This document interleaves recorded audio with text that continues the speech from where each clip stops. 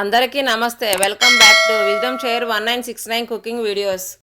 ఈరోజు మనము evening snacks item అయినటువంటి తమలపాకు బజ్జీలు 10-15 నిమిషాల్లో తయారు చేసే విధానము చూద్దాము.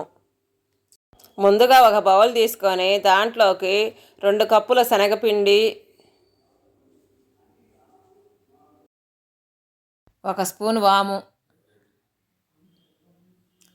2 స్పూన్ల కారం, 1 స్పూన్ ఉప్పు వేసి ఇవన్నీ పిండికి బాగా పట్టేలాగా కలుపుకోవాలి. ఆ తరువాత పిండిలో నీళ్లు పోసుకొని బాగా కలుపుకోవాలి.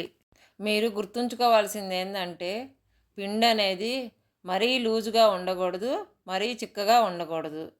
కాబట్టి నేను చేస్తున్న విధముగా కొంచెం కొంచెం వాటర్ పోసుకుంటూ పిండి మొత్తాన్ని ఈ కన్సిస్టెన్సీగా వచ్చే వరకు కలుపుకోవాలి.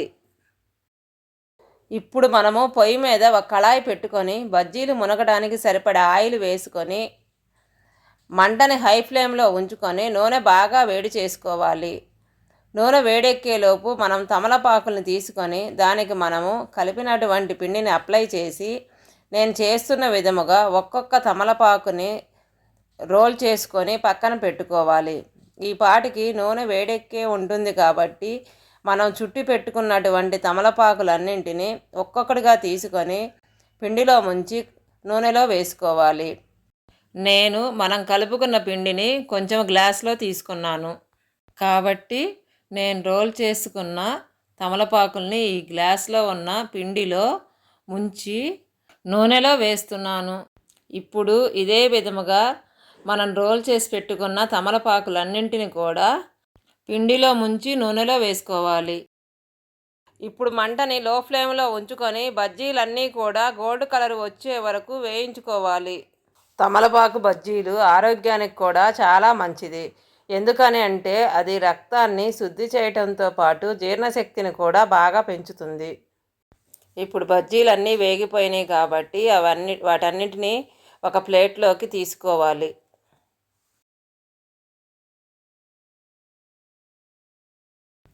ఇప్పుడు ఈ వేయించుకున్న బజ్జీల్లోకి స్టఫింగ్ కోసము ముందుగానే తొరిగి పెట్టినటువంటి ఉల్లిగడ్డ, అలాగే వేయించినటువంటి పల్లీలు, సన్నగా తొరిగినటువంటి కొత్తిమీర తీసుకొని నేను చేస్తున్న విధముగా బజ్జీని మధ్యలో నిలువుగా కట్ చేసుకొని ఒకదాని తరువాత ఒకటి దీనిలోనికి దట్టించుకోవాలి. మిగతా బజ్జీలన్నింటికి కూడా నేను చూపిస్తున్న విధముగానే మధ్యలోకి కట్ చేసుకొని ఈ స్టఫింగ్ని దట్టించుకోవాలి. ఇంతేనండి, తమలపాకుల బజ్జీలు ready. Thank you for watching. మీకు మా వీడియో నచ్చినట్టయితే please like, share, subscribe and click the bell icon.